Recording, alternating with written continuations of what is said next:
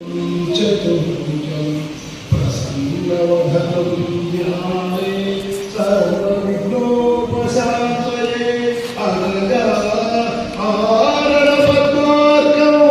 गजाननवदन्निचं अनेकदन्तं भक्तानां एकदन्तमुपास्महे एकदन्तमुपास्महे।